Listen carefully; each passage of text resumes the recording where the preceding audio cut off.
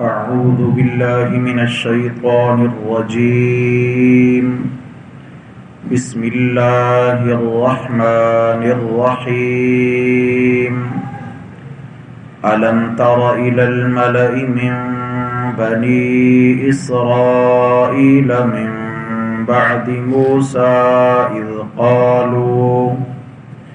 إذ قالوا لنبي لهم ابعث لنا ملكا نقاتل في سبيل الله قال هل عسيتم إن كتب عليكم القتال ألا تقاتلوا قالوا وما لنا ألا نقاتل في سبيل الله وقد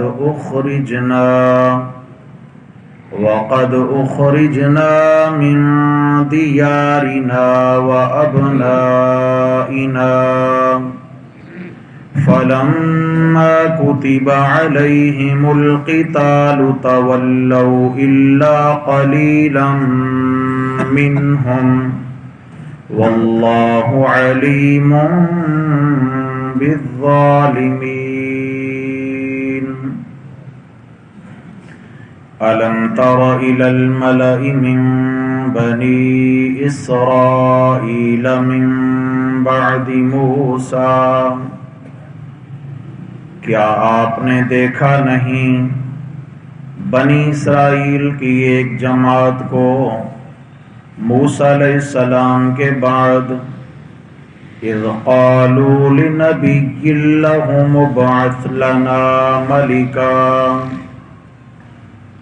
جس وقت وہ اپنے پیغمبر سے کہنے لگے کہ ہمارے لیے ایک بادشاہ مقرر کر دیجئے نقاتل فی سبیل اللہ تاکہ ہم اللہ کی راہ میں جہاد کریں قال هل عسیتم ان کتب علیکم القتال الا تقاتلوا تو پیغمبر علیہ السلام نے جواب دیا اگر تم کو جہاد کا حکم دے دیا جائے پھر ممکن ہے کہ تم لڑنے سے انکار کر دو قالوا تو وہ جواباً کہنے لگے وما لنا الا نقاتل فی سبیل اللہ کہ ہمیں کیا ہو گیا ہے کہ ہم اللہ کی راہ میں نہ لڑیں گے وقد اخرجنا من دیارنا وابنائنا حالانکہ ہمیں وطن سے نکال دیا گیا اور اپنے بال بچوں سے ہمیں جدا کر دیا گیا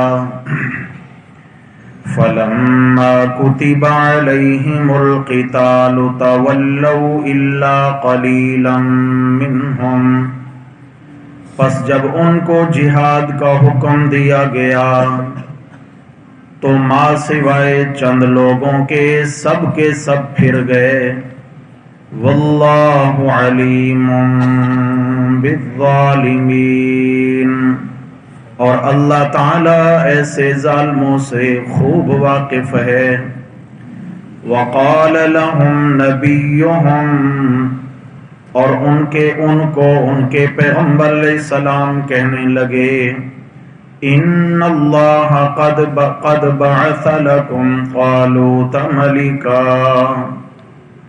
کہ بے شک اللہ تعالی نے تمہارے لیے جناب طالوت کو بادشاہ مقرر فرما دیا ہے قالوا تو قوم کے لوگ جواب دینے لگے انا یکون له الملک علینا کہ اس کو ہم پر بادشاہی کا حق بھلا کیسے ہو سکتا ہے ونحن احق بالملک منہ بادشاہی کے مستحق تو اس سے بڑھ کر ہم ہیں وَلَمْ يُؤْتَ سَعَةً مِّنَ الْمَالِ کیونکہ اس کے پاس تو بہت ساری دولت بھی نہیں ہے قَالَ إِنَّ اللَّهَ اصْطَفَاهُ عَلَيْكُمْ تو پیغمبر علیہ السلام نے فرمایا اس کو تم پر اللہ نے فضیلت دی ہے، اللہ نے چن لیا ہے، یعنی بادشاہی کے لیے۔ وَزَادَهُ بَسْطَةً فِي الْعِلْمِ وَالْجِسْمِ، اور اللہ تعالیٰ نے اس کو خوب فراخی عطا فرمائی ہے، علم میں بھی اور جسم میں بھی۔ واللہ یؤتی ملکہ من یشاء، اور اللہ کے اختیار میں ہے جسے چاہے اپنی بادشاہی دے دے۔ واللہ واسع علیم، اور اللہ تعالی بڑی وسعت والے، بڑے علم والے ہیں۔ وقال لهم نبیہم، اور پیغمبر علیہ السلام نے ان سے فرمایا ان آیت ملکہ ان یأتیکم التابوت، کہ طالوت کی بادشاہی کی یہ نشانی ہوگی کہ تمہارے پاس ایک صندوق آئے گا، فیہ سکینۃ من ربکم، کہ اس میں سکون کا سامان ہوگا تمہارے رب کی جانب سے۔ وَبَقِيَّةٌ مِّمَّا تَرَكَ آلُ مُوسَىٰ وَآلُ ہارون، اور اس میں کچھ چیزیں بچی ہوئی ہوں گی موسیٰ علیہ السلام اور ہارون علیہ السلام کی اولادوں کی۔ تحملہ الملائکہ، اس کو فرشتے اٹھا کر لائیں گے۔ ان فی ذالک لآیۃ لکم، بے شک اس میں تمہارے لیے بڑی نشانی موجود ہے۔ ان کنتم مؤمنین، اگر ہو تم یقین رکھنے والے تو۔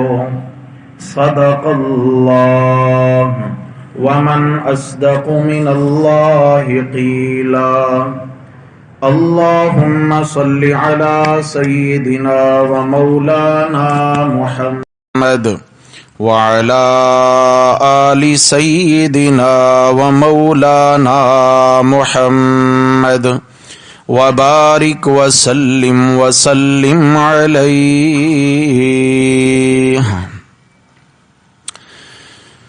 گرامی قدر سامعین، حضرات محترم، درس قرآن مجید کے سلسلہ میں دوسرا پارہ سورۃ البقرہ اور اس کی آیت نمبر 246 سے آیت نمبر 248 تک آج ہمارا سبق ہے۔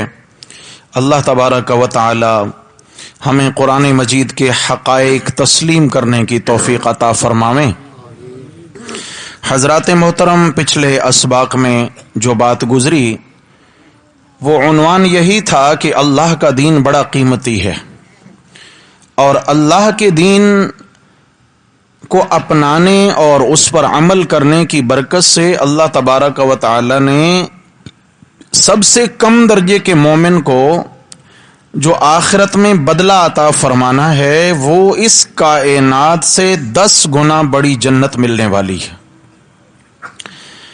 تو جب اتنا زیادہ فائدہ ملنے والا ہے، جس تجارت میں اتنا زیادہ فائدہ ہوتا ہے، تو کہتے ہیں کہ بھائی یہ کام بڑا قیمتی ہے، بڑے نفع کا کام ہے۔ تو لازمی بات ہے کہ دین پر عمل پیرا ہونا، اس کا جو نفع ملنے والا ہے وہ نفع کائنات میں کوئی ایسی تجارت نہیں جس کے بدلے میں مل سکے۔ تو دین کی بنیادیں 2 چیزیں ہیں، بڑی بڑی بنیادیں۔ اللہ کی توحید، کہ اللہ کو ہم نے وحدہ لا شریک ماننا ہے اور اسی پر ڈٹ کر رہ کر زندگی گزارنی ہے، کہ اللہ جل جلالہ اپنی ذات میں، اپنی صفات میں، اپنی عبادات میں، اپنے اختیارات میں وحدہ شواج بولیں، وحدہ لا شریک ہیں۔ لیس کمثلہ شیء، نہ کوئی اللہ جیسا ہے نہ اللہ کسی جیسے ہیں۔ کیا مطلب؟ کوئی اللہ جیسا نہیں کمالات میں، جو کمالات میرے رب میں ہیں وہ کائنات میں کسی میں پائے جاتے نہیں ہیں۔ اور اللہ کسی جیسے نہیں کمزوریوں میں کہ جو دیگر مخلوقات میں کمزوریاں پائی جاتی ہیں، ان کمزوریوں میں کوئی ایک کمزوری بھی ہمارے رب میں پائی جاتی لیس کمثلہ شیء۔ اللہ تعالیٰ کے دین کی بنیادیں دو چیزوں پر ہیں۔ پہلی چیز اللہ کی توحید، لا الہ الا اللہ۔ دوسری چیز، یہ مسئلہ ہمیں پہنچایا کس نے؟ یہ دین اللہ کا ہے تو یہ دین ہمیں پہنچایا کس نے؟ محمد الرسول اللہ۔ آپ صلی اللہ علیہ وسلم کی رسالت و نبوت کا مسئلہ یہ بڑا اہم مسئلہ ہے، دین کی اساس اور بنیاد ہے یہ مسئلہ بھی۔ تو ان دونوں بنیادی احکامات کی حفاظت چاہیے جی۔ جتنا زیادہ خزانہ قیمتی ہوتا ہے اتنا اس کی حفاظت کے انتظامات بھی زیادہ کیے جاتے ہیں۔ تو جب یہ اللہ کا دین سارے خزانوں سے زیادہ قیمتی ہے تو اس کی حفاظت کا بھی اہتمام ویسا ہی ہو۔ تو اس لیے فرمایا کہ اللہ کے دین کی پہرے داری، چوکیداری اور حفاظت کرتے کرتے اگر تمہیں جان کا نذرانہ پیش کرنا پڑے تو دریغ نہ کرو۔ قتال فی سبیل اللہ، اللہ کی راہ میں لڑو، اللہ کے دین کی حفاظت کے لیے لڑو تاکہ اللہ کا دین محفوظ رہے۔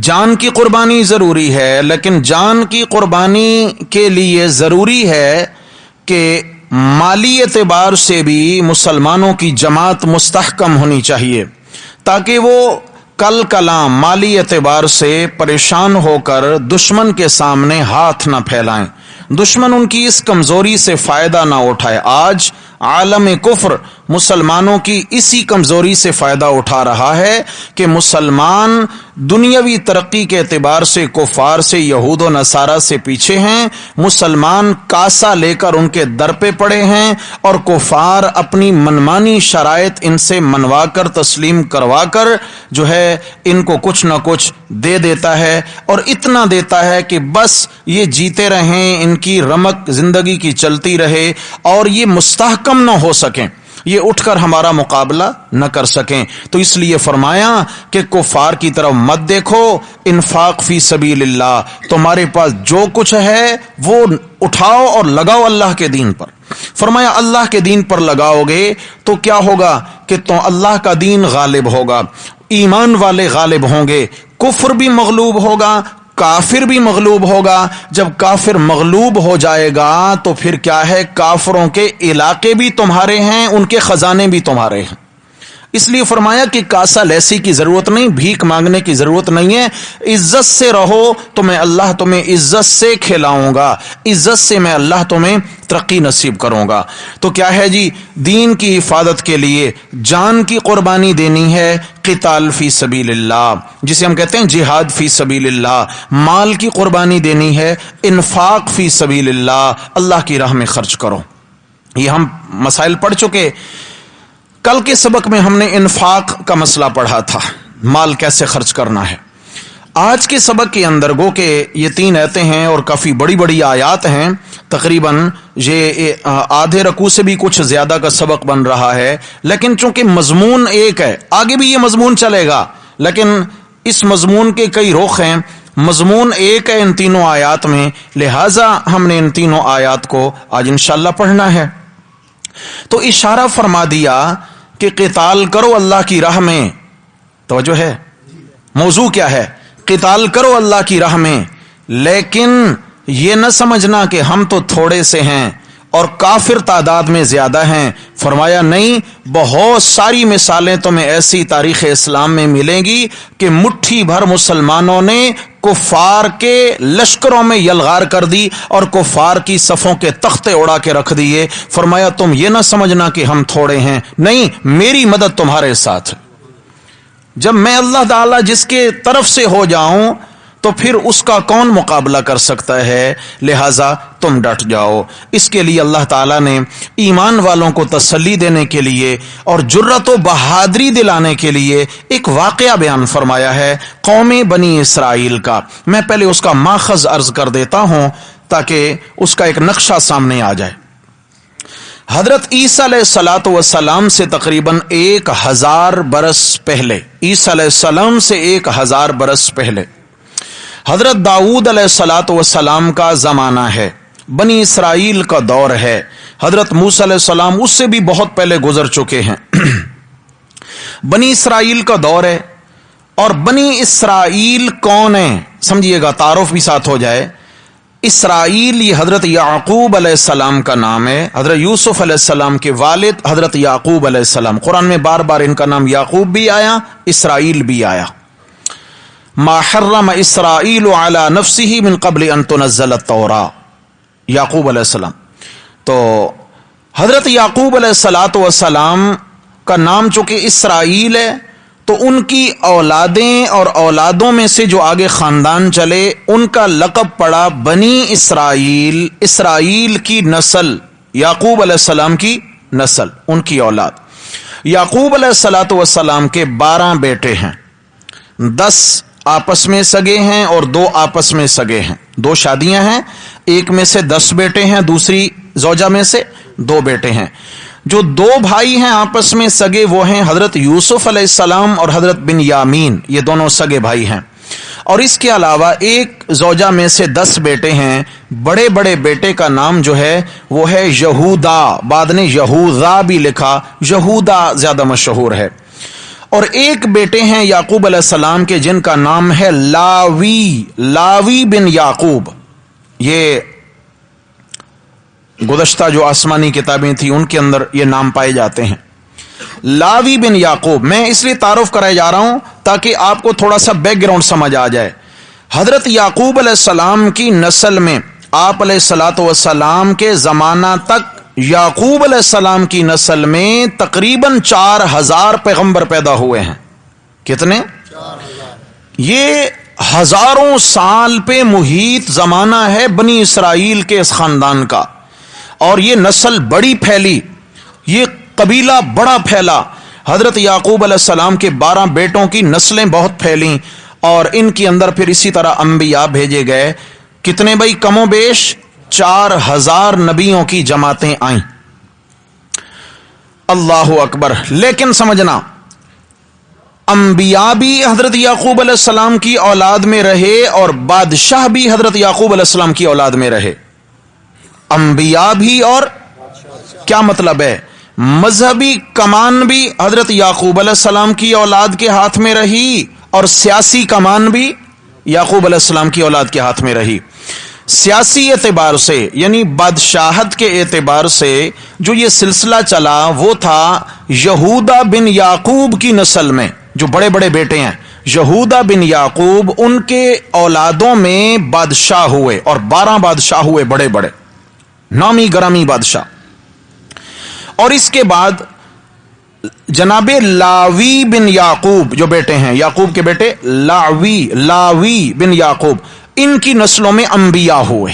یہ تو اپنے اپنے مقدر کی بات ہے، یہودا کی نسلوں میں بادشاہ اور لاوی کی نسلوں میں انبیاء، تقریباً 4000 نبی ہوئے۔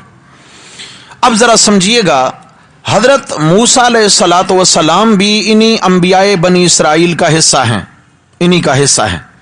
حضرت موسیٰ علیہ الصلاۃ والسلام پر تورات نازل ہوئی، موسیٰ علیہ السلام کے بھائی حضرت ہارون علیہ السلام بھی پیغمبر ہوئے، یہ زمانے تک رہے، پھر ان کا یکے بعد دیگر انتقال ہو گیا۔ اس کے بعد بھی کئی انبیاء ہوتے رہے، لیکن سمجھنا بات کو، بنی اسرائیل کے اندر جوں زمانہ طویل ہوتا گیا تو ان کے اندر شرک بھی آتا گیا، بدعات بھی آتی گئیں۔ بنی اسرائیل میں شرک بھی آتا گیا اور بدعات بھی آتی گئیں۔ جو اصل دین موسوی تھا، تورات کا جو اصل دین تھا، انہوں نے اس کا حلیہ بگاڑنا شروع کر دیا۔ تو اللہ تبارک و تعالی نے ان پر طرح طرح کے عذاب مسلط کیے۔ کبھی کوئی وبا پھوٹ اٹھتی ہے اور ہزاروں مر جاتے ہیں، کبھی کوئی وبا، کبھی طاعون کی بیماری، کبھی کسی ظالم قوم، کسی ظالم بادشاہ کو مسلط کر دیا جاتا ہے، جیسے قوم عمالقہ، یہ بت پرست قوم تھی، انہوں نے بنی اسرائیل پر یکے بعد دیگر حملے کیے۔ تو بنی اسرائیل کے تقریباً جو انبیاء کی نسل تھی، خیال کرنا بادشاہوں کی نسل نہیں، جو انبیاء کی نسل تھی، یعنی لاوی بن یعقوب کی نسل میں سب کو مٹا دیا، سب ختم۔ ایک خاتون بچیں جو کہ امید سے تھیں کہ ان کے شوہر بھی قتل ہو گئے، ایک خاتون بچیں۔ اب بنی اسرائیل کے جو دوسرے لوگ تھے یعنی یہودا بن یعقوب کی نسل سے، ان کی نظر اس خاتون پہ کہ اللہ کرے اس سے کوئی بیٹا مل جائے اور پھر اس بیٹے کے آگے نسل میں سے جو ہے نا کوئی سلسلہ پھر نبوت کا چل نکلے، ورنہ ہمارے پاس تو اب کوئی پیغمبر نہیں رہے۔ اللہ نے اس خاتون کو ایک بیٹے عطا فرمائے جن کا نام رکھا گیا شموئیل۔ شموئیل یہ تفسیر ابن کثیر نے بھی لکھا ہے اور بھی البحر المحیط نے لکھا ہے اور بھی بڑی تفاسیر کے اندر موجود ہے شموئیل۔ اور اللہ جل جلالہ نے آگے چل کر اسی ہستی کو پیغمبر بنایا، حضرت شموئیل علیہ الصلاۃ والسلام۔ حضرت شموئیل علیہ الصلاۃ والسلام کو جب پیغمبری ملی تو اس زمانے تک بنی اسرائیل بہت حد تک اجڑ چکے تھے، یعنی کفار نے ان پر جو ظلم ڈھائے، ان کی نسلوں کی نسلیں مٹا کے رکھ دیں، علاقوں کے علاقے چھین لیے۔ تو بنی اسرائیل کے چند سردار مل کر حضرت شموئیل علیہ الصلاۃ والسلام کے پاس آئے کہ جناب عمالقہ نے اور دیگر اقوام کفار نے ہم پر بڑے ظلم ڈھائے ہیں، آپ مہربانی کیجئے ایک ہم میں سے بادشاہ یعنی امیر مقرر فرما دیجئے جو ہمارا امیر ہو، اور ہم ان اقوام کفار کے خلاف، ظالم قوموں کے خلاف جہاد کرنا چاہتے ہیں۔ کیوں کہ ہمارے بزرگوں نے جو عزت پائی تو میدان جہاد میں اتر کے عزت پائی ہے، ہم بھی ان سے اگر بدلہ لیں گے ان کی زیادتیوں کا، یا اپنا دین نافذ کریں گے یا تورات کی تعلیمات کو صحیح معنوں میں نافذ کریں گے، تو وہ جہاد کر کر آپ ایک امیر، ایک بادشاہ ہم پہ مقرر فرما دیجیے۔ حضرت شموئیل علیہ السلام فرمانے لگے تمہاری تمنا تو بڑی اچھی ہے، لیکن تمہارا ماضی میرے سامنے ہے، تم بڑے دغا باز ہو، تم میدان میں کچھ کہہ کے جاتے ہو اور جب عملی طور پہ بات آتی ہے تو تم بدک جاتے ہو۔ کہیں ایسا نہ ہو کہ اللہ تعالیٰ تم پر جہاد بھی فرض کر دیں اور تم پر ایک امیر بھی مقرر کر دیں اور اس کے بعد کیا ہے تم بدک جاؤ، تو یاد رکھنا پھر پچھلی قوموں کا جو حال ہوا تمہارا بھی وہی حال ہوگا۔ وہ کہنے لگے جی یہ کیسے ہو سکتا ہے، انہوں نے ہمارے گھر ہم سے چھین لیے، قد اخرجنا من دیارنا، ہمیں ہمارے وطن سے بے وطن کر دیا گیا، ہمارے اندر یہ بھی ایک جو ہے نا ایک کلک ہے، ہمارا وطن ان کے قبضے میں ہے، چھڑانے کا جذبہ یہ بھی ہے۔ نمبر 2 وَأَبْنَائِنَا، ہمارے بیٹے مار دیے انہوں نے، ہمارے بچوں سے ہمیں جدا کر لیا گیا، یا ہمارے بچوں کو غلام بنا کر لے گئے، تو ہمارے بچوں سے ہمیں جدا کیا گیا۔ ایک وہ بھی ہمارے اندر جو ہے نا وہ ایک کلک ہے کہ ہم کیسے ان سے بدلہ لیے بنا بیٹھے رہیں۔ آپ بس ایک امیر مقرر فرما دیں، ہم اللہ کا حکم بھی پورا کریں گے اور ان سے چن چن کر زیادتیوں کے بدلے بھی۔ جاگ رہے ہیں سو رہے ہیں؟ جاگیے گا بھائی، ان سے ہم بدلہ لیں گے۔ حضرت شموئیل علیہ الصلاۃ والسلام نے اللہ تعالیٰ کے حضور دعا فرمائی، اللہ تبارک و تعالیٰ نے ایک بادشاہ اور ایک امیر ان کے لیے مقرر فرما دیے جن کا نام تھا طالوت۔ کیا نام تھا؟ طالوت۔ یہ مقرر فرما دیے کہ یہ تمہارے جہاد میں امیر ہوں گے، یہی تمہارے بادشاہ ہوں گے، یہی تمہارے حکمران ہوں گے۔ کن میں سے مقرر کیے؟ یہودا بن یعقوب کی نسل میں سے، یہودا بن یعقوب۔ بعض نے یہ لکھا کہ یہ جو طالوت تھے ان کا تعلق نہ یہودا سے تھا نہ لاوی سے تھا، یہ الگ کسی خاندان کے تھے، لیکن تھے بڑے مخلص، مجاہد مخلص آدمی تھے۔ تو حضرت شموئیل علیہ الصلاۃ والسلام نے اب نبیوں کی نسل کا لحاظ نہ رکھا کہ ان کی نسل میں سے آنا چاہیے، انہوں نے ان کے اندر صلاحیتیں دیکھ کر، اصل کیا تھا؟ حکم ربی تھا، اللہ کی جانب سے انتخاب تھا، چونکہ قرآن نے کہہ دیا ان اللہ اصطفاہ علیکم، کہ اللہ نے اس طالوت کو تمہارے اوپر چن کر مقرر کیا ہے۔ تو پیغمبر نے کیا دی؟ اس کی اطلاع دے دی محض۔ سمجھنا بات کو، یہاں رکتے ہیں کہیں بات رہ نہ جائے، آگے پھر واقعہ کنٹینیو رکھیں گے۔ معلوم یہ ہو گیا کہ جہاد کرنے کے لیے ایک امیر کی اتباع بہت لازم ہے۔ کیا ہے بھائی؟ ایسا امیر جس کو صلاحیتوں کے ساتھ مقرر کیا جائے، آگے صلاحیتیں آنے والی ہیں۔ تو ایک تو جہاد بغیر امیر کے نہیں ہے، ایسا نہیں ہے کہ گلی میں سے کوئی بھی اٹھے گا کسی بھی کافر کو قتل کر دے, کہیں بھی دھماکہ کر دے اور کہے یہ جہاد ہے. یاد رکھیے گا اسی کا نام فساد ہے. کیا ہے بھائی؟ جہاد کی شرائط ہیں, جہاد کی شرائط ہیں. جب جہاد فرض ہوتا ہے تو باضابطہ طور پر مسلمان ایک امیر کی امارت میں, ایک امیر کی قیادت میں, ایک امیر کی اتباع میں جہاد کرتے ہیں. ایسا نہیں ہے کہ ٹولیاں ٹولیاں بن گئے, ایک ٹولی نے اپنا امیر بنا لیا, دوسرے نے اپنا امیر بنا لیا. یہ کیا ہے؟ یہ صرف اقتدار کی جنگ بن جاتی ہے, یہ اقتدار کی ہوتی ہے. اگر اعلاء کلمت اللہ کی جنگ ہو کہ اللہ کے دین کی خاطر ہم لڑ رہے ہیں, تو پھر تو لا الہ الا اللہ اتفاق کرنے کے لیے کافی ہے نہیں ہے؟ پھر تو یہی مشن ہی مد نظر ہونا چاہیے. اللہ تعالیٰ ساری دنیا کے ایمان والوں کو اسی کلمہ پہ اتفاق نصیب فرما دے. اللہ کرے کہ ساری دنیا کے مسلمان اسی جذبہ جہاد سے عالم کفر کے سامنے سیسا پلائی دیوار بن کر کھڑے ہو جائیں. آمین کہیں. تو یہ مسئلہ حل ہو گیا کہ بھئی بغیر امیر کے فردن فردن لڑنے کا نام جہاد نہیں ہے. امیر کیسا ہونا چاہیے؟ اگلے الفاظ میں حضرت طالوت, حضرت شموئیل علیہ الصلوۃ والسلام نے فرمایا کہ اللہ تعالیٰ نے تمہارے اوپر جو امیر مقرر کیا ہے اس کا نام کیا ہے جی؟ طالوت. کہنے لگے اچھا طالوت اب ہمارے اوپر امیر ہوں گے؟ کیوں بھائی کیا ہو گیا؟ کہنے لگے کہ قالوا انا یکون لہ الملک علینا, یہ کیسے ممکن ہے کہ ہمارے اوپر طالوت کو بطور بادشاہ کے مقرر کر دیا جائے؟ وَنَحْنُ أَحَقُّ بِالْمُلْكِ مِنْهُ, ہم اس سے زیادہ بادشاہ بننے کے مستحق ہیں, ہمیں زیادہ استحقاق ہے کہ ہم بادشاہ. کیوں؟ کہ جی وہ تو نہ یہودا کی نسل ہے نہ لاوی کی نسل ہے, وہ نبیوں کی اولاد میں سے نہیں ہے, ہم تو انبیاء زادے ہیں. آسان الفاظ میں ہم صاحب زادے ہیں. کیا ہیں؟ ہمیشہ یہ بگاڑ صاحبزادوں نے پیدا کیا ہے. ہمیشہ دیکھیں تو بگاڑ کنہوں نے پیدا کیا بھائی؟ صاحبزادوں نے. سمجھا کہ نا؟ گدی نشینی ہے, گدی میں کیا ہے جی؟ نسلن بعد نسلن گدی نشینان چلتے آ رہے ہیں.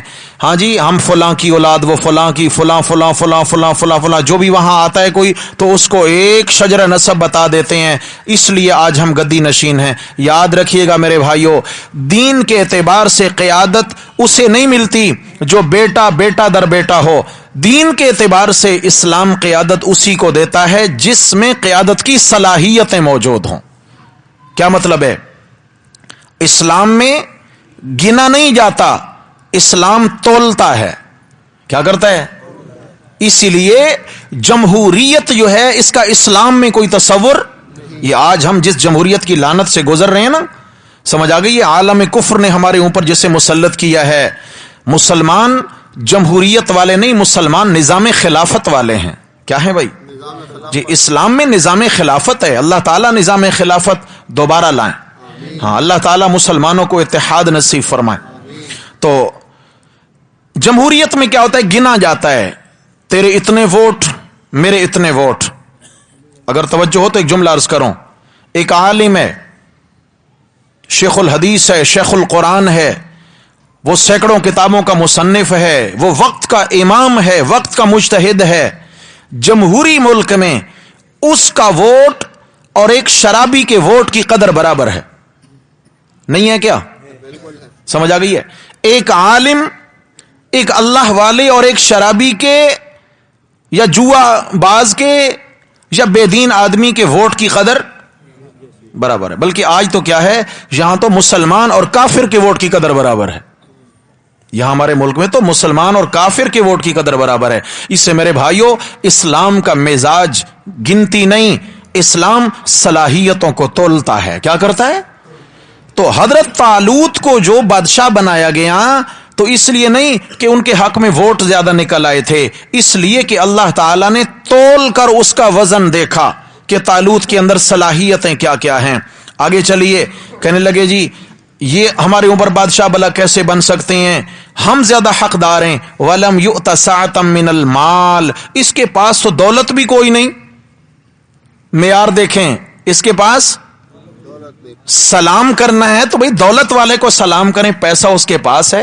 آج بھی یہ مزاج تو نہیں ہے کہیں. ہاں وہ پنجابی میں کہتے ہیں، پتہ نہیں آپ کو سمجھ آئے یا نہ آئے، جنہاں دے گھر دے دانے انہاں دے کملے بھی سیاح ہے، ٹھیک ہے نا جی. جن کے پاس چند ٹکے ہوتے ہیں نا تو ان کے پاگل بھی کیا ہوتے ہیں؟ عقل مند ہوتے ہیں. سمجھ آ گئی ہے؟ تو پیسہ جو ہے نا، یہ پیسہ، یہ دولت جو ہے نا، اللہ معاف فرمائے، یہ واقعی دولت ہے، یہ دولتی ہے، یوں کہیں بلکہ یہ دولتی ہے. وہ ہمارے شیخ فرمایا کرتے تھے کہ اس کا نام ہی دولت ہے. دو لاتے ہیں اس کی، ایک قدم اس کا ایک کی جیب میں ہوتا ہے اور دوسرا قدم دوسرے کی جیب میں ہوتا ہے. کبھی اس نے کسی ایک جیب میں آرام کیا؟ بولو. ہم بیٹھے ہوتے ہیں بھائی کہیں سے ریکوری ہوگی تو میں آگے نمٹاؤں گا، ادھر سے آیا چلتا بنا. یہ دولت. وہ ایک بادشاہ تھا بڑا عیاش، شکل کا بھی واجبی سا تھا، ایسے بالکل واجبی شکل تھی. تو اس کی ایک نوکرانی تھی جس کا نام دولت تھا. نام نوکرانی کا دولت تھا. پھر بادشاہ لوگ جو ہوتے ہیں تو یہ محلات میں رہنے والے نوکر چاکر بیچارے سال تک ان بادشاہوں کو ان کی خبر ہی نہیں ہوتی کس حال میں ہیں. تو جوانی میں تو وہ دولت جو تھی، جو نوکرانی، بڑی خوبصورت تھیں، اور جب بڑھاپا آ گیا تو وہ نابینا ہو گئیں، اندھی ہو گئیں. تو ایک دن وہ بادشاہ کے سامنے جو آمنا سامنا ہو گیا اس دولت نوکرانی کا، تو وہ بادشاہ کہنے لگے، ارے یہ کیا ہوا، دولت اندھی ہو گئی؟ بولو بھائی اللہ اکبر. دولت اندھی ہو گئی. تو اس خاتون نے پلٹ کے جو جواب دیا نا، کمال کر دیا خدا کی قسم. اس نے کہا اگر دولت اندھی نہ ہوتی تو تیرے جیسے کالموئے پر عاشق ہوتی. دولت اندھی نہ ہوتی تیرے جیسے کالموئے پہ عاشق. یعنی دولت اس خاتون کا مطلب تھا مال دولت. سمجھ آ گئی ہے؟ تو واقعی دولت کیا ہے بھائی؟ اندھی ہوتی ہے. تو انہوں نے کیا کہا کہ جی دیکھیں اس کے بعد دولت نہیں ہے، ٹھیک ہے اللہ نے اس کو مقرر کر دیا، لیکن بھائی ہمارے معیار پہ پورا نہیں اترتے ہیں. غریب گھرانے کا بندہ ہے اور یہ ہمارے اوپر بادشاہ ہوگا، ہمارا امیر ہوگا، ہمارا حاکم ہوگا. یہ تو ہمارے لیے بڑی عار کی بات ہے. ہم میں سے کسی مالدار کو چن لیجئے. مشرکین مکہ نے بھی یہی کہا تھا. جب رسول اللہ صلی اللہ علیہ وسلم پر قرآن نازل ہوا، آپ علیہ السلام نبی بنے، تو پھر یہ کفار کہنے لگے کہ یہ قرآن مجید طائف یا مکہ کی بستیوں میں کسی سردار پر کیوں نہیں اترا، عبداللہ کے یتیم بیٹے پر کیوں اتر گیا ہے؟ لولا انزل ھذا القرآن علی رجل من القریتین عظیم، کہ یہ قرآن دو بڑی بڑی بستیوں کے سردار موجود ہیں تو ان پر کیوں نہ اترا. تو میرے بھائیو یاد رکھیے گا، میرا رب سرداری دیکھ کر عزت نہیں دیتا، میرا رب صلاحیتیں دیکھ کر عزت دیتا ہے. کیا؟ صلاحیتیں دیکھ کر. اس لیے ہمیں بھی تھوڑا سا اب دولت کے رنگ میں جو ہم ڈھل چکے نا، اس سے بھی اب ہمیں تھوڑی سی نظریں ہٹانی ہیں. ہمیں حقیقت کی نگاہ سے دیکھنا ہے، اور اللہ کو بھی یہی پسند ہے. نبی کریم صلی اللہ علیہ وسلم کو میرے رب نے فرمایا میرے محبوب اگر آپ چاہیں تو آپ کے لیے اس احد پہاڑ کو ہم سونے کا بنا دیتے ہیں. آپ نے عرض کیا یا اللہ، میں کئی دن پیٹ پہ پتھر باندھوں اور نہ ملے تو صبر کروں، کھانے کا مل جائے تو شکر کروں، اس سے زیادہ مجھے پسند ہے کہ یہ سونے کا پہاڑ مجھے مل جائے. آپ صلی اللہ علیہ وسلم نے غربت اور فقیری کو ترجیح دی ہے. لیکن ذرا مجھے بتائیے، دنیا کے بڑے بڑے اربوں خربوں پتی، دنیا کے سب سے بڑے دولت مند میرے پیارے نبی صلی اللہ علیہ وسلم کی نالین پاک کے ساتھ لگنے والی خاک کے ذرات کے مقام کا مقابلہ کر سکتے ہیں؟ نہیں کر سکتے. اللہ تعالی ہمیں حقیقت پسند بنائے. تو چنانچہ انہوں نے کہا کہ جی مال نہیں ہے اس کے پاس. حضرت شموئیل علیہ السلام نے 3 دلیلیں پیش فرمائی. امیر کی 3 دلیلیں. کتنی؟ 3. سب سے پہلی بات فرمایا، اپنی طرف سے میں نے تھوڑا ہی کہا ہے، قال ان اللہ اصطفاہ علیکم. سب سے پہلی بات کہ یہ انتخاب میرا نہیں، میرے اللہ کا ہے. کس کا ہے؟ یہ اللہ کا انتخاب ہے. اللہ نے ان کو تمہاری سرداری کے لیے چنا ہے. بھائی جب اللہ نے چن کر دیا ہے تو اب تمہیں اعتراض کا حق نہیں ہے.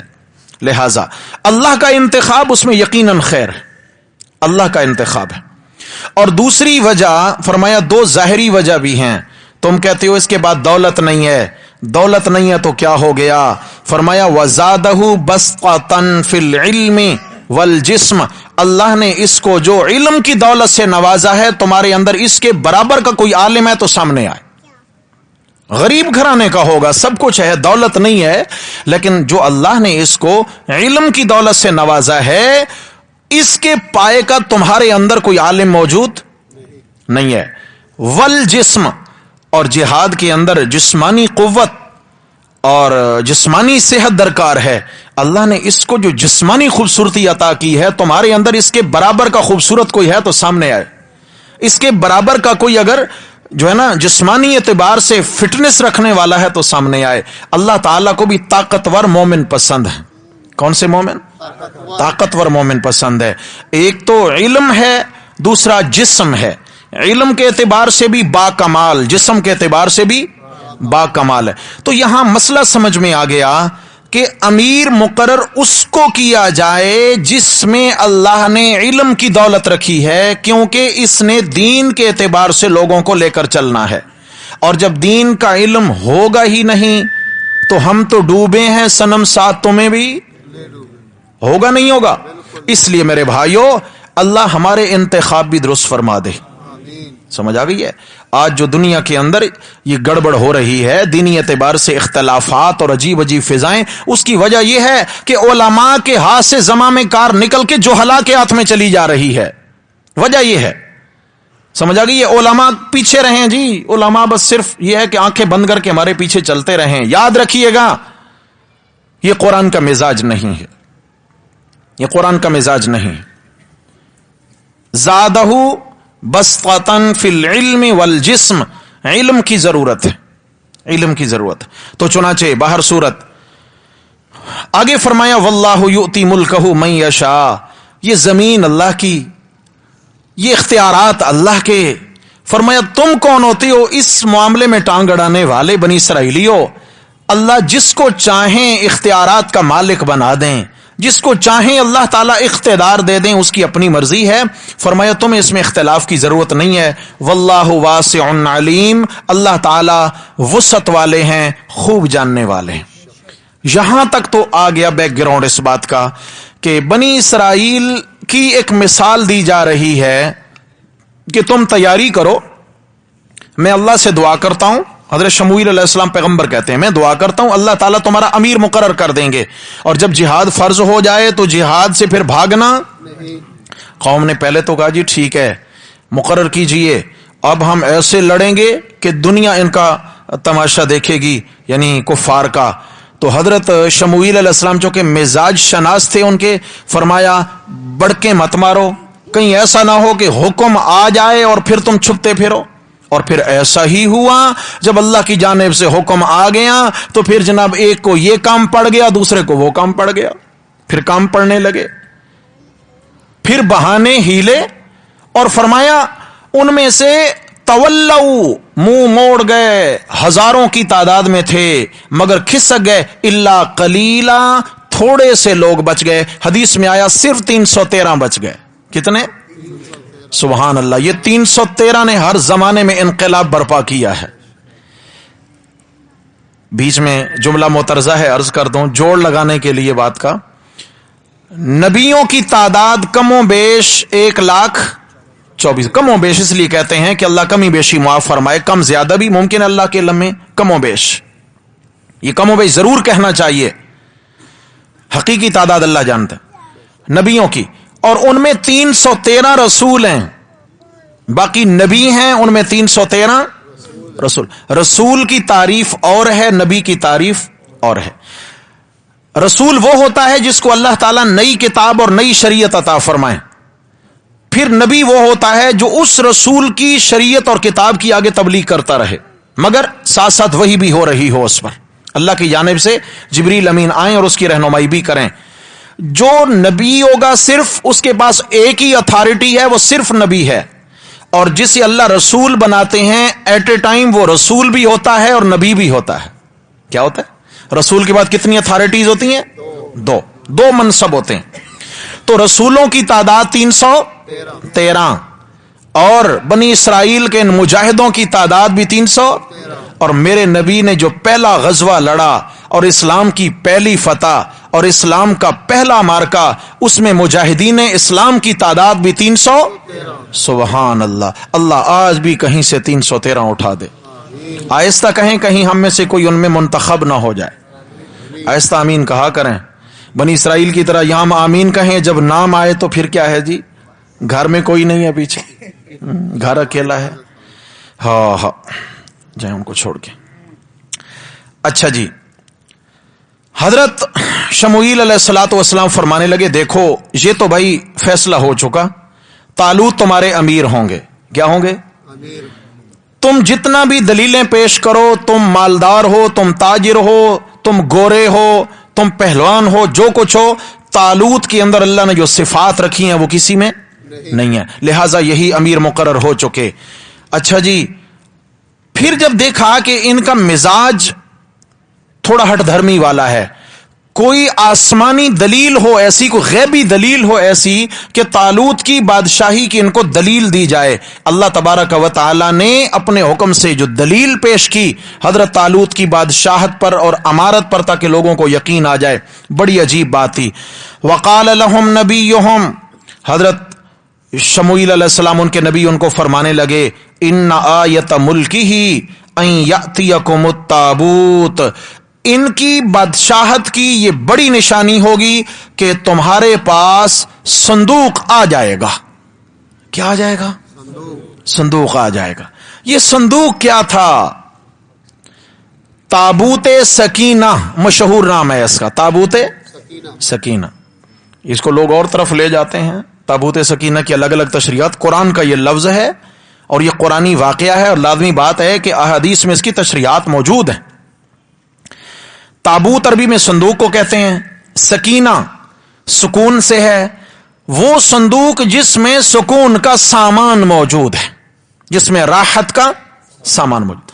ये संदूक था, एक लकड़ी का संदूक था, जिसके अंदर हजरत मूसा अलैहिस्सलातु वस्सलाम के जमाना की तौरात शरीफ का एक नुस्खा मौजूद था। जैसे मसलन आप अलैहिस्सलाम के जमाने का कुरान मजीद कोई हो लिखा हुआ, क्यों भाई, वो कितना राहत और सुकून का सबब होगा, उसके देखने से क्या राहत मिलेगी, मेरे नबी की याद ताजा होगी। सुभान अल्लाह, सुभान। हमने मदीना तैयबा में मस्जिद नबवी के सामने एक छोटा सा म्यूजियम है बना हुआ, एक हॉल है, उसके अंदर म्यूजियम है जिसमें नवादिरात रखी हुई हैं, कुरान मजीद के कई नुस्खा जात भी हैं और नवादिरात हैं बहुत सारी। आपने सुना होगा कि हजरत उस्मान गनी रजी अल्लाह तआला अन्हु ने अपने जमाने में जो नुस्खा कुरान का लिखवाया, कुरान जमा किया था, उसी पर कुरान मजीद की तिलावत फरमा रहे थे कि एक दुश्मन ने आकर माथे में नेजा मारा और माथे से खून के फुआरे निकले और कुरान मजीद के औराक में हमेशा के लिए महफूज हो गए। पहले पारे के आखिरी सफ़े पर, और इस आयत पर खून के कतरे गिरे, फसयकफीकहुमुल्लाह।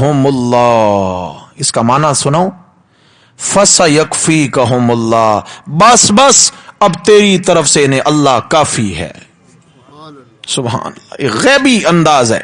हजरत उस्मान गनी मजलूम मदीना, 40 दिन इनका पानी खाना बंद रहा है, 40 दिन इनके बच्चों का खाना पानी बंद रहा है, इनसे बड़ा मजलूम कौन हो सकता है। हजरत उस्मान गनी रजी अल्लाह तआला अन्हु का खून जिस कलाम मुकद्दस के नुस्खे पर गिरा, वो है तो इस्तांबुल के म्यूजियम में मौजूद, असल वो नुस्खा आज भी मौजूद है, लेकिन उसी की तस्वीरी कापी जो है ना, उसी की ये कापी मदीना मुनव्वरा के उस म्यूजियम में मौजूद है। हमने पास खड़े होकर देखा और उस पर हजरत उस्मान गनी रजी अल्लाह अन्हु के खून के निशानात वाजे दिखते हैं, वाजे दिख रहे हैं उस 19 आयात पर। तो अजीब एक कैफियत हो गई, देख अजीब कैफियत, बर्दाश्त नहीं हो रहा था। नबी अलैहिस्सलातु वस्सलाम के जमाने की कोई निशानी हो, क्यों भाई, राहत का सामान होगा नहीं होगा। हजरत मूसा अलैहिस्सलाम के जमाना की वो निशानी थी, वो संदूक था, اور اسی کے اندر تورات شریف کا وہ اصل نسخہ جو موسیٰ علیہ السلام کے زمانے میں تھا، موسیٰ علیہ السلام جدھر بھی جاتے وہ ساتھ رکھتے اور اسی سے اپنی امت کو تبلیغ فرمایا کرتے تھے، وہی پڑھ پڑھ کے سناتے اور اسی کی تعلیم دیا کرتے تھے۔ اور ساتھ ہی اسی صندوق کے اندر عصائے موسیٰ علیہ السلام کا ڈنڈا مبارک بھی تھا، جس کا ذکر قرآن مجید کے اندر ہے، ما تلک بیمینک یا موسیٰ قال ہی عصائی۔ اللہ پاک نے پوچھا تھا نا طور پر آپ کے ہاتھ میں کیا چیز ہے، کہنے لگے یا اللہ یہ میرا ڈنڈا ہے، اتوکا علیہا، تھک جاتا ہوں اس پہ ٹیک لگا لیتا ہوں، احش بہا علی غنمی، بکریاں چراتا ہوں، اسی سے درختوں کے پتے جھاڑ کھلاتا ہوں، ولی فیہا معارب اخری، اور اس کے اندر اور بھی کئی سارے فوائد ہیں میرے، کوئی موزی سامنے آ جائے تو سر بھی کو چل دیتا ہوں، ہاں جی کئی سارے فوائد ہیں، ڈنڈا ہے۔ تو اس بکس کے اندر، ایک صندوق کے اندر موسیٰ علیہ السلام کی نشانیاں تھیں۔ بنی اسرائیل کے اندر یہ نسلاً بعد نسلاً یہ صندوق چلتا آ رہا تھا، لیکن فلسطین کے علاقے کے یہودیوں نے، کفار نے، یہ عمالقہ کے لوگ تھے اور کچھ یہودی، انہوں نے مل کر جب بنی اسرائیل پر ظلم کیے تو ان سے جو ہے نا وہ صندوق بھی چھین کر لے گئے۔ تو اب کیا ہوا کہ ان کے اندر اختلافات پیدا ہو گئے، بڑی عجیب، کیوں کہ وہ تو زمانہ نبی کا نسخہ تورات موجود تھا، اس سے تو بڑے مسئلے حل ہو جاتے تھے، بڑے مسئلے حل ہوتے، اب وہ نہیں ہے، اختلافات۔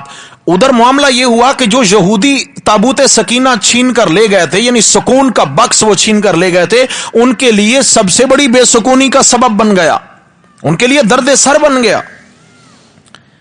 ایک بت خانے کے اندر انہوں نے جا کر اس صندوق کو رکھا اور اوپر انہوں نے ایک بڑا بت رکھ دیا، اس کی توہین کرنے کے لیے بڑا بت رکھ دیا۔ تو جب صبح کو آ کے دیکھا تو جناب علی فرشتوں نے، اللہ نے اپنے کو فرشتے بھیجے، بت کو نیچے لٹا دیا تا اس صندوق کو اوپر رکھوا دیا۔ صبح آئے تو صندوق اوپر ہے، یہ کون آ گیا، یہاں تو تالے لگے ہوتے ہیں، چابی ہمارے پاس ہے، کون آ گیا؟ پھر سیدھا کر کے گئے تو اگلے دن آئے تو بت صاحب جو ہے نا ایک سائیڈ پہ پڑے ہیں اور صندوق اس کی جگہ رکھا ہوا ہے۔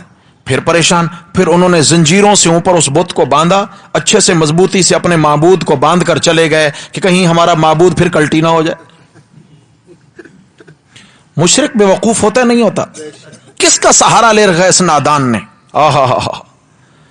مسلمانوں خدا کی قسم تمہیں مبارک ہو، اس رب سے تعلق جڑا ہے، اس رب سے جو کن کا ارادہ کرے دنیا ادھر سے ادھر ہو جائے، وہ رب ہے۔ تیسرے دن جب آئے تو دیکھا کہ وہ بت ٹکڑے ٹکڑے ہو کر نیچے ہے اور بکس اوپر ہے۔ بنی اسرائیل کی یہ خاتون، جنگوں میں جیسے مرد عورتیں قید میں آتے ہیں، تو کسی جنگ میں ایک خاتون قیدی ہو گئیں اور وہ وہاں کی قید خانے میں تھیں، ان کو پتہ چلا تو اس نے جو پہرے دار فوجی تھے ان کو بتایا کہ دیکھو اس کے اندر جو سامان ہے، اگر تم خیر چاہتے ہو تو جتنا جلدی ہو اس سے تم جان چھڑاؤ، یہ صندوق تم بنی اسرائیل کی طرف روانہ کر دو، ان کے حوالے کرو، جب تک تمہارے پاس رہے گا تم طرح طرح کی مصیبتوں میں مبتلا رہو گے۔ تو انہوں نے کیا کیا، ایک بیل گاڑی تیار کی اور اس گاڑی پہ یہ صندوق رکھا اور 2 بیلوں کے ذریعے وہ بیلوں کو ہانک دیا بنی اسرائیل کے علاقے کی طرف۔ اللہ نے کیا فرمایا، فرشتوں کو مقرر کیا جو بیلوں کا رخ سیدھا کر کے سیدھا اس صندوق کو لے کر طالوت کے دروازے پر پہنچ گئے۔ صندوق کو لے کر کہاں پہنچ گئے؟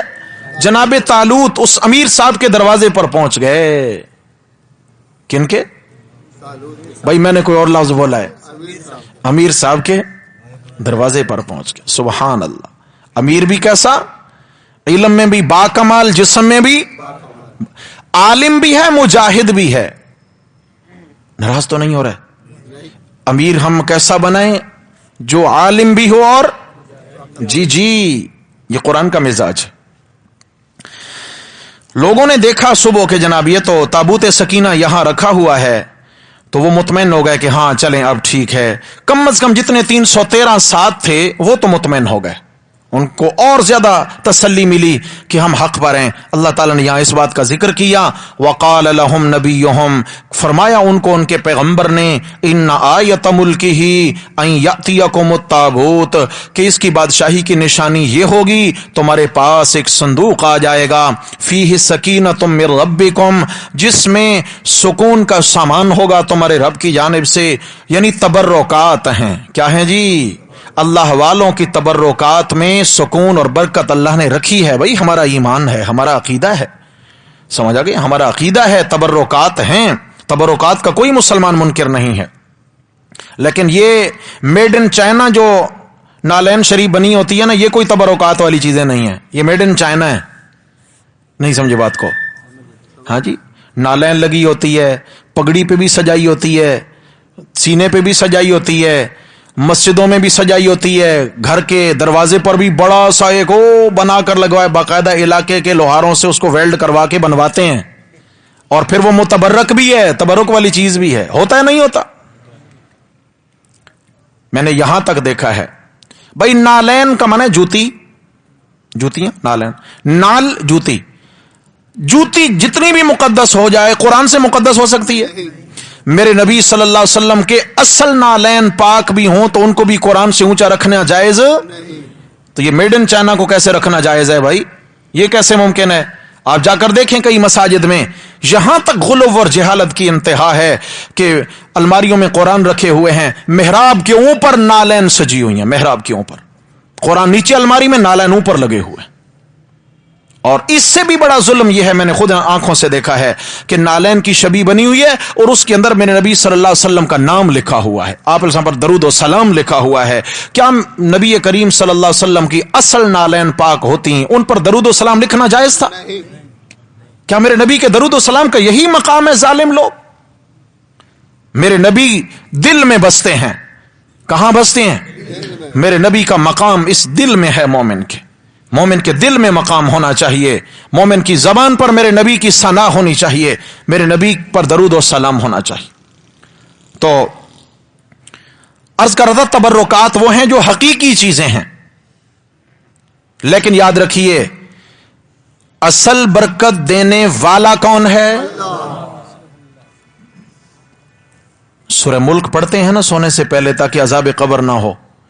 اس کا پہلا لفظ کیا ہے؟ تبارک الذی بیدہ برکت والی وہ ذات ہے جس کے قبضے میں سارا اختیار ہے. برکت والی وہ ذات ہے. سورہ رحمان کے آخر میں ہے کس طرح تبارک اسم ربک ذی الجلال والاکرام, اس رب کا نام برکت والا ہے. تبارک اللہ احسن الخالقین, سورہ فرقان تبارک الذی نزل الفرقان علی عبدہ لیکون للعالمین نذیرا, برکت دینے والا وہ اللہ ہے جس نے اپنے نبی پر قرآن نازل کیا, برکتیں وہ دیتا ہے. تو چنانچہ فرمایا اس میں سکون کا سامان ہوگا تمہارے رب کی جانب سے. وبقیۃ مما ترک آل موسیٰ و آل ہارون, اور اس میں کئی وہ بقیہ ماندہ چیزیں ہوں گی جو حضرت موسیٰ و ہارون علیہ السلام کی اولادیں چھوڑ گئیں, وہ چیزیں بھی ہوں گی. تحملہ الملائکہ, تابوت سکینہ کو فرشتے اٹھا لائیں گے. وہ جیسے کہا کہ فرشتوں نے بیلوں کا رخ موڑا اور طالوت کے گھر کی جانب کر کے لے آئے, فرشتے لے آئے. ان فی ذلک لآیۃ لکم, فرمایا اس واقعہ کے اندر تمہارے لیے بڑی نشانی, بڑا سبق موجود ہے.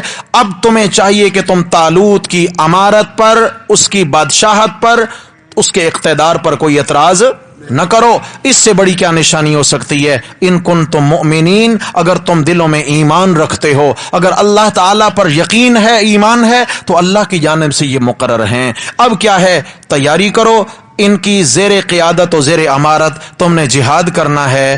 جی کیسے جہاد کے لیے نکلے ہیں, ہوا کیا, اگلی آیات میں انشاءاللہ تفصیلات پڑھیں گے. اللہ تبارک و تعالی ہم سب کو عمل کی توفیق نصیب فرمائے. پرچی کیا کہتی ہے جی؟ سلام کے بعد گزارش ہے کہ اگر ہمارے پاس 7 تولہ سونا ہے, 7 تولہ پر زکوٰۃ فرض ہے یا نہیں؟ اگر 7 تولہ سے زیادہ ہے 8 تولہ سونا, تو کیا ہم صرف 1 تولہ زیادہ ہے اس کی زکوٰۃ ادا کریں گے یا پھر پورے 8 تولہ کی زکوٰۃ ادا کریں گے؟ زکوٰۃ کس طرح نکالیں گے؟ جی مسئلہ یہ کسی بہن نے پوچھا ہے کہ مثلا 7.5 تولہ بنیادی طور پر نصاب ہے. اس سے بھی پہلے ایک اور کلیہ سمجھیں. زکوٰۃ کی بنیاد 4 چیزیں ہیں. کتنی جی؟ 4 چیزوں میں سے اگر ایک کے مالک آپ ہیں نصاب کے مطابق تو زکوٰۃ ہے. نمبر 1 پیسہ, نمبر 2 مال تجارت, नंबर 3 सोना, नंबर 4 चांदी। सोना चांदी पैसा माल तिजारत। और बुनियाद क्या है? चांदी है। 52.5 तोले चांदी अगर होगी तो ज़कात आएगी। अगर 52.5 तोले चांदी से कम चांदी है और साथ कोई और चीज नहीं है तो ज़कात नहीं आएगी। और सोने का निसाब है 7.5 तोला। 7.5 तोला अगर सोना मिकदार को पहुंच गया, बशर्ते के साथ चांदी भी कोई नहीं, पैसा भी कोई नहीं, तिजारत का माल भी। ये याद रखिएगा, ये सारी चीजें अकेले अकेले हों तब, जब एक साथ आएंगी उनका और हुक्म है। चांदी अकेले में 52.5 तोले से कम हुई और कुछ नहीं, ज़कात नहीं। 52.5 तोले होगी तो ज़कात होगी। सिर्फ सोना है और कुछ भी मिल्कियत में नहीं है, बाकी 3 चीजें नहीं है, तो 7.5 तोले सोना होगा तो ज़कात फर्ज होगी, इससे कम पर नहीं होगी। माले तिजारत, माले तिजारत अगर ये 52.5 तोले चांदी की कीमत को पहुंचता है, आजकल 52.5 तोले चांदी आज का जो रेट है आज का, वो तकरीबन बन रहा है 1,12,000 रुपया।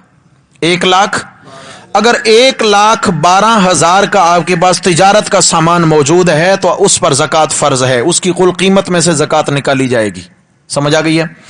इसी तरह पैसे हैं, अगर 1,12,000 रुपया आपके पास मौजूद है तो पैसे पर ज़कात आएगी, इससे कम पैसे हैं तो उन पर ज़कात नहीं है। अब ये तो हो गई बुनियादें, लेकिन एक ऐसी खातून है उनके पास सिर्फ 1 तोला सोना है। ये मसले इंशाल्लाह में रमजान में एक दर्स में, जैसे इतवार का दर्स होता है जोहर का, तो उसमें मैं तफसील से इंशाल्लाह बयान करूंगा, लेकिन अब चूंकि पर्ची आ गई। एक ऐसी खातून है कि उनके पास 1 तोला सोना है, सिर्फ 1 तोला, या 1 से लेकर 7 तोले तक है, ज़कात नहीं है।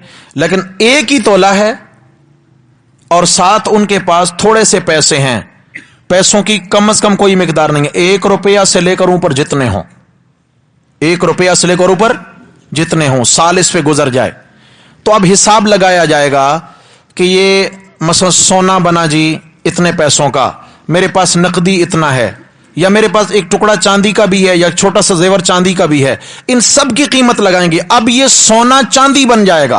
क्या बन जाएगा?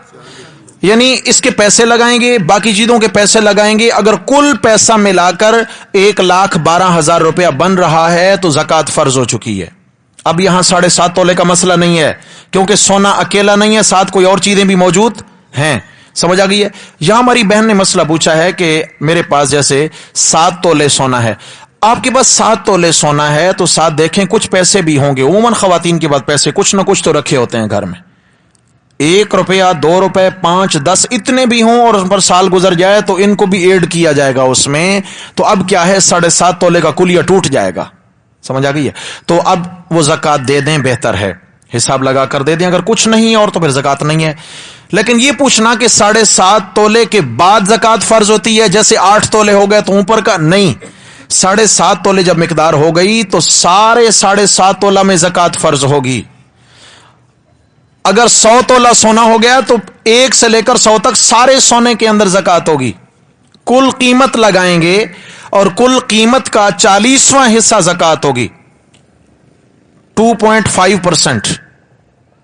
40 इतना ही बनता है ना, 40वां हिस्सा, यानी 100 रुपया है तो 40वां हिस्सा 2.5 रुपए बनते हैं। कितने? 2.5 रुपए बनते हैं। तो इस तरीके से अर्ज ये करना चाहता हूं कि ज़कात इस तरीके से फर्ज होगी, ऊपर जितना भी चला जाए कुल माल पर ज़कात फर्ज हो जाएगी। अच्छा जी, बेटा विरासत में से हिस्सा मांग रहा है और हम किराए के घर में रहते हैं, क्या करें, परेशान है हमारे पास। विरासत किस चीज की मांग रहा है? ये अगर बेटा मांग रहा है यानी वालिदैन जिंदा हैं तो विरासत किस चीज की? भाई विरासत होती है वालिदैन का इंतकाल हो जाए, मतलब वालिद हैं उनकी मिल्कियत है, वालिद का इंतकाल हो गया, फिर तो भले किराए के मकान में रहते हैं, जो वालिद मरहूम की मिल्कियत है उसको वरासा में बांटना फर्ज है, उसमें ताखीर करना गुनाह है। वालदा की मिल्कियत थी, वालदा का इंतकाल हो चुका है, तो वो जो विरासत छोड़कर गई हैं, शरीयत ये नहीं कहती कौन किराए के मकान में रहता है, नहीं, जितने वरासा का उसमें विरासत में हिस्सा देना पड़ेगा। लेकिन अगर वालिदैन जिंदा हैं तो अब बेटा कहे जी मेरा हिस्सा दो, भाई तेरा हिस्सा काहे का, ये तो खुद मालिक जिंदा बैठे हुए हैं, जब तक خود مالک زندہ ہو اس کا کوئی بھی وارث نہیں ہوتا ہے. اس لیے اگر والدین زندہ ہیں تو پھر اس کا مطالبہ کرنا یہ غلط ہے. 2 بیٹی ہیں، ان کے رشتے کے لیے پریشان ہیں، جی دعا بتا دیں. ایسا ہے کہ سورہ توبہ کی آخری آیت ہے، سورہ توبہ 11ویں پارے میں ختم ہو رہی ہے، اس کی آخری آیت ہے. یہ پلے باندھ لیں، بڑا زبردست نسخہ ہے. یہ پوری آیت نہیں پڑھنی. آیت شروع ہو رہی ہے فَإِن تَوَلَّوْا سے. فَإِن تَوَلَّوْا نہیں پڑھیں، تھوڑا آگے چلیں گے، لفظ آئے گا حسبی اللہ. کیا آئے گا؟ یعنی فَإِن تَوَلَّوْا فَقُلْ، یہ چھوڑ دینا ہے، شروع کرنا ہے حسبی اللہ لا الہ الا هو علیہ توکلت وہو رب العرش العظیم. اگر آپ کسی بھی پریشانی میں مبتلا ہیں، کاروبار کی پریشانی ہے، رشتے کی پریشانی ہے، صحت کی پریشانی ہے، کسی بھی لحاظ سے پریشان ہے، رزق روزی کی وجہ سے پریشان ہے، روزانہ فجر کے بعد بھی 101 مرتبہ یہ پڑھیں، مغرب کے بعد بھی 101 مرتبہ پڑھیں، اول آخر کم از کم 3 مرتبہ درود ابراہیمی کر لیں. شروع میں بھی درود ابراہیمی 3 بار، آخر میں بھی 3 بار درود ابراہیمی، اور بیچ میں 101 مرتبہ یہ الفاظ پڑھیں حسبی اللہ لا الہ الا هو علیہ توکلت وہو رب العرش العظیم. یہ بہت مبارک ورد ہے، بہت مبارک وظیفہ ہے، اس کو کرتے رہیں پورے یقین سے. بچہ بچی اگر ان کے نکاح کا مسئلہ رشتے کا اگر کہیں پہ بات چل رہی ہے یا ذہن بنا ہوا ہے تو وہاں پہ فوکس کر کے پڑھیں، اس کو فوکس کر کے پڑھیں کہ یا اللہ اگر میرے حق میں یہاں خیر ہے تو یہاں میرا رشتہ کروا دیں، اور اگر خیر نہیں ہے تو کسی اچھی جگہ میرا رشتہ کرا دیں. اس طریقہ سے اس کا ورد کریں، مسلسل جاری رکھیں، مسلسل جاری رکھیں. کسی وقت بھی تالا کھل سکتا ہے بھائی، سمجھے نا، ٹرائی کرتے رہیں، کسی وقت بھی انشاءاللہ تالا کھل سکتا ہے. اللہ تعالیٰ عافیت والے معاملات